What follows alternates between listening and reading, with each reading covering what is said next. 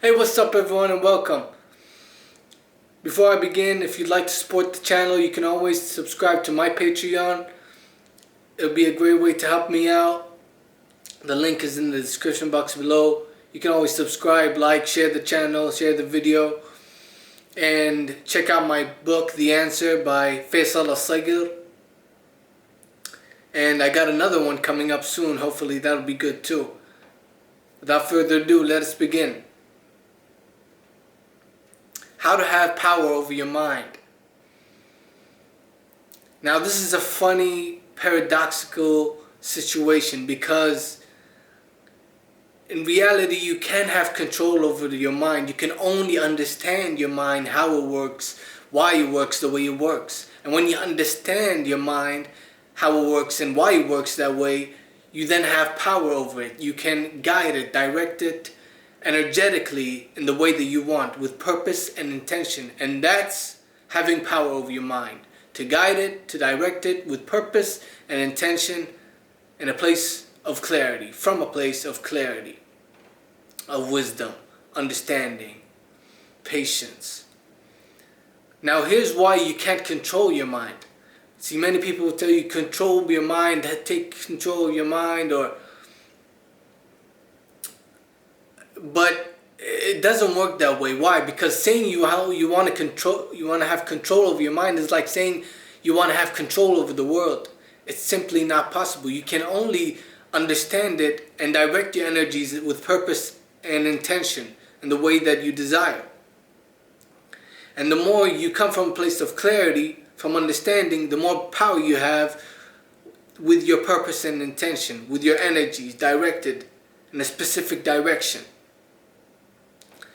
Why can't you have control over the mind? Why is the mind saying you want to have control over the mind the same as saying you want to have control over the world? Here's the thing. The mind and the world are two sides of the same coin. I want you to remember this every single time you think.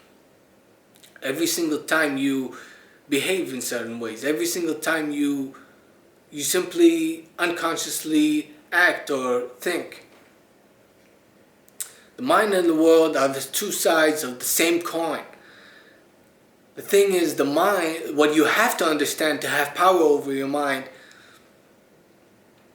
is that the mind is the world and the world is the mind. There's no mind without the world. There's no world without the mind. And so these things are interdependent and are the same thing. So when you understand that, then you can see that your thoughts are not yours. They're just thoughts. They don't belong to you. In fact, you have to learn to see that your thoughts are from the external. It's something external. Right now you take the world of thoughts, the world external of you, to be something personal. You personalize the experience of life. You personalize the transactions, experience with life, transactions with the world. So when you personalize that, then your mind is using you. You're attached to the world. You don't have any power over your mind. You're unconscious. And unfortunately, most people act that way, live that way, without ever knowing what real freedom truly means, or having true power from themselves, in themselves.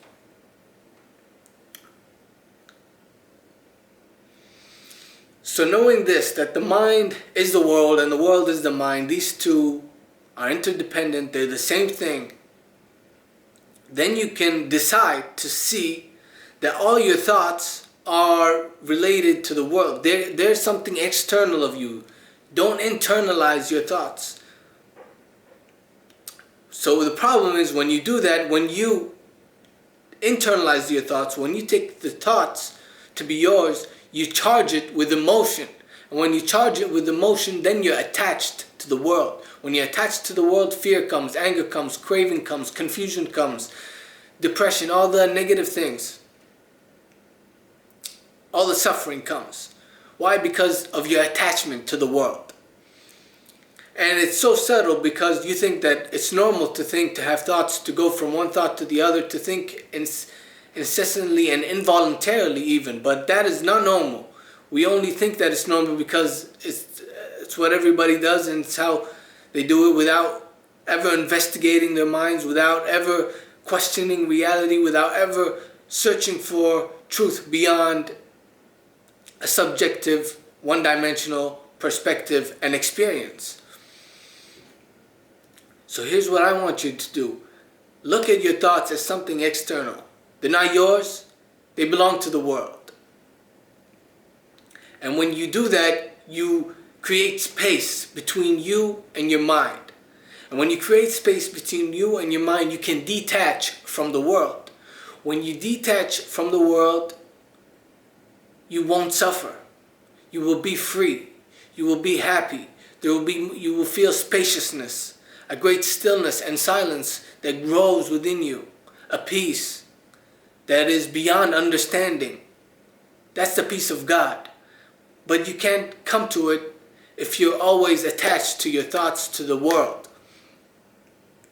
You can't come to that peace, to that silence, to that spaciousness, to that stillness, to that wisdom, to that clarity, to that love, to that purity, if you are always going with the flow of your mind, if you're always taken by your thoughts, if you're always attached to the world.